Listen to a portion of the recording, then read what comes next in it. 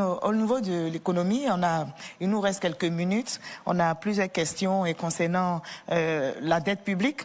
Monsieur le représentant du candidat, la dette publique est passée de 6 000 milliards de francs CFA en 2011 à près de 35 000 milliards projetés pour 2025. Dites-nous, est-ce que c'est un endettement soutenable et quelles garanties donnez-vous aux générations futures?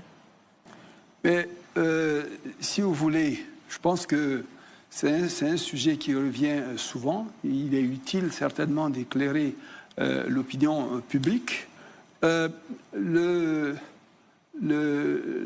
L'endettement aujourd'hui, si on regarde le niveau qu'il a atteint, parce que le ratio auquel on le mesure, ce n'est pas la valeur absolue que vous regardez. 35 000 milliards ou 6 000 milliards, c'est en regard de la richesse du pays. Voilà, on avait 6 000 milliards, mais le ratio de la dette sur le PIB était de 69%. Donc c'était élevé, plus élevé que maintenant. On a 35 000 milliards, mais le ratio de la dette, je dirais, sur PIB aujourd'hui est de 57%. Donc on n'a pas un endettement qui est plus lourd qu'on avait.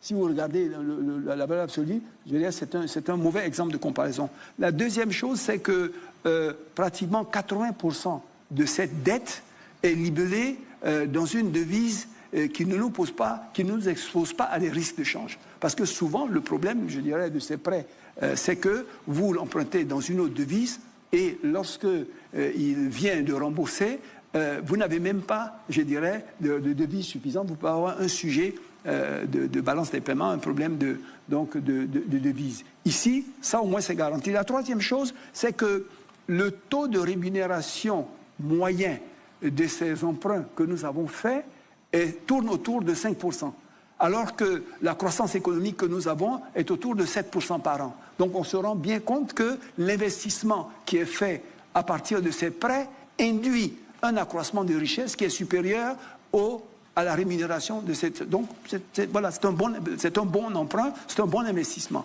Et pour terminer, ça quand même j'aimerais le rappeler à tous les sachants, mais ces gens qui nous prêtent, mais quand même, vous n'imaginez pas qu'ils se disent « il faut qu'on me rembourse ». Vous connaissez, vous, des gens sur le marché international, des institutions de premier plan qui se lèvent pour aller prêter à un pays qui ne pourra pas les rembourser. Et pourtant, ils n'ont pas de problème.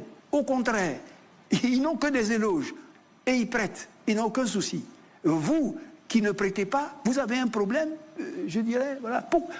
Mais pourquoi, comment vous expliquez le fait que ça ne leur pose pas de problème de prêter ?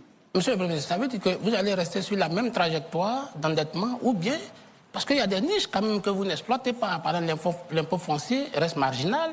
Il y a le secteur informel qui est sous-fiscalisé. Ça veut dire qu'il y a des ressources qui sont en déperdition. On parle de souverainisme. Qui sont en déperdition, que vous ne récupérez pas. Ça, c'est un autre sujet. Ça, c'est un autre sujet. Non, dans ces conditions-là, ne me parlez pas de dette. On peut considérer que c'est parce que vous n'avez pas suffisamment de mobilisation interne que vous allez à l'international. C'est vous qui présupposez ça.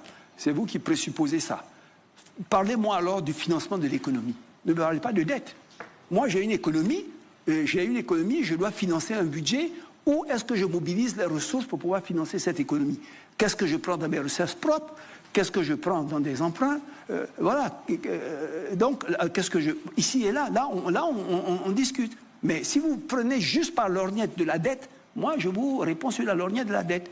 Oui, il faut accroître le taux de collecte fiscale. On appelle le taux de pression fiscale.